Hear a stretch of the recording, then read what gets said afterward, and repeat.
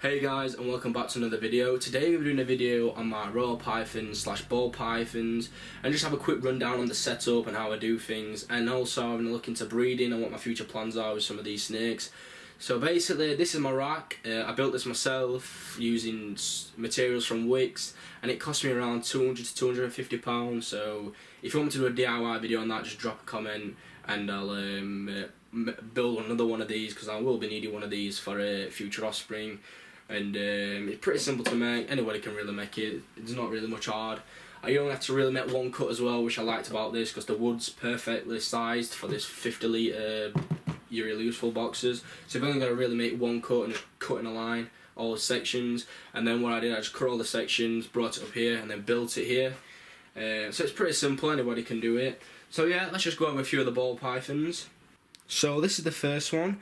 She is a 100% het pied female,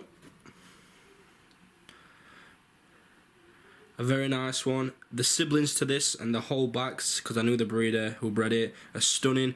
I'm not 100% what gene of pied she is or what strain, but I know it's a really high quality one, and the really high pieds, all the siblings. So, and as you can see, you can see that white around all the pattern there on her belly and on the sides. And feeds, I mean, she's the smallest and the youngest one I have, but she feeds every time. Stunning het pied, and is definitely a future breeding project for producing some visual pieds in the future. Right, the next one is a phantom female, and you can see is a lot older than the het pied. Well, a bit jumpy, but yeah. As you can see that pied, hopefully, camera's picking up. Phantom, hopefully the camera's picking it up. All down the sides. And yeah, is another stunning snake, bred by a friend of mine. And I currently have a male and female phantom, so obviously the plans are to try and produce a super phantom as the aims. And if you've not seen a super phantom, they're very purple, and that's obviously where the purple is in this pattern. You can see all down the belly. And obviously the super form of that's even better. But as for a normal phantom, you don't see him quite often.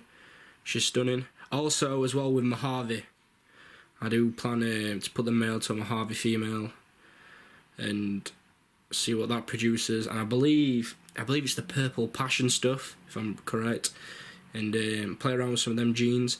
But up to now, this is the phantom female. So next up is a male butterbee. So he's butter and spider. As you can see, he's a great example of the morph. Stunning colour. I mean, his spider pattern stunning. And he's the only adult I currently have. And obviously my plans are to put him to a lesser female that I'll show you in a bit, and try and get some of them blue eye lycistics, the pure white snakes. That's my aims with these. As well as, she's a lesser pastel, so as well as throwing off bumblebees and so on and so on. But yeah, in terms of spider, I know they have the head wobble thing, but he only really shows signs of the head wobble when feeding, and he gets really excited. Apart from that, you couldn't really tell he got head wobble, only during feeding. So yeah, there's the butterbee male. So here is the lesser pastel I was talking about to put to the butterbee. She's a bit temperamental, a bit hissy, but she's never striked. She's just always a bit moody. But as you can tell, she's just come out of shed, and that colour, that yellow, well, that's the pastel, but that lesser patterning, stunning female. Obviously that head. And like I said, my plans is to get her nice and chunky and put her to a lesser, to the butterbee, sorry, and try and get them blue eye lycistics as well as other morphs in between. But that's the main aim with this pairing. Come on, stop hiding. But yeah, as you can see, stunning. This one was kind of an impulse buy, as in I got it offered and I kind of jumped. It is a Orange Dream Enshi, and Orange Dream is really one of my favourite genetics in Royal Pythons and ball pythons. And I never thought I'd be able to work with it, because in this country you don't see it very often with Orange Dream, with people working with Orange Dream stuff. It's always pied or clowns, really big in the UK, and so on and so on. And you don't really see much with the Orange Dream. And then so when I seen this, I had to get it. And she is Orange Dream Enshi, and I have no current project for her, but all I do know is I will be using her for a project sometime in future. And hopefully camera can pick that belly up, that Orange Dream. And obviously all this banding here, all this white, that's all of the Enshi. And that clean skin, obviously that's all the Enshi. But yeah, she is a Orange Dream Enshi female, and she will be involved with a project at some point, but as of yet I do not know. But I just really wanted to work with Enshi, with Orange Dream, sorry, and when I got it offered I kind of just jumped together. So finally we have the Phantom male, the young one. He's a bit finicky with feeding. It took me a while to get him to feed, and basically I had to resolve to a hide, and I kind of kept him in quiet darkness because he's very timid, and he wouldn't strike feed. I have to leave it in there overnight. But he does feed, and he's feeding very well. And as you can see, he's a bit smaller than the others, to say his age, because it took me that long to get him to feed. But now he's feeding every time, every week, and he's growing, and he's getting there. But yeah, this is a Phantom male. As you can see, a great example of that Phantom again. And obviously my aim is with this guy is to put it to the Phantom female and try and produce that super form, that super Phantom, and also put it to a Mojave female to aim for them purple passions. Once obviously I've got some size on him and he's grown. Basic tub setup with all my snakes. Kitchen towel, a water tub, and obviously this one has a hide, but the others don't have a hide. In a 9 litre, really useful tub. And I know the Orange Dream is kind of growing out of it a bit, and she's getting ready for next size up, but for now she's happy. So, and obviously, you know, when you upgrade the sizes, they can have issues with not wanting to feed. So for now, while she's happy and feeding, I'll just leave her be. The only difference in my setup is the adult one, where as you can see, it's a 50 litre tub, and I'm using a snake bedding. I believe it's called Snake Life. It's a new bedding I've been trying, and obviously all these are going to this eventually once they get older. And obviously he's got a ceramic tub that I can lay around. Obviously he's got a lot more space in here.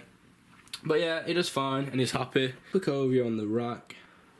This top one I'm currently just using for storage, some spare heat mats, also a label machine, one of the best things I bought to keep organised. You can see it keeps all the labels nice and neat for everyone. And it looks a lot better than just pen, and obviously then you can just pull them off if you have to. There's the Herp Start.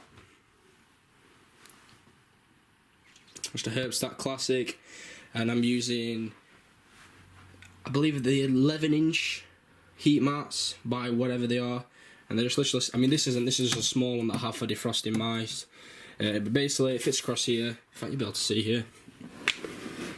See, it sits along the back. And obviously when you've got the bigger tubs, it's perfect. And they're adhesive as well, as I should say.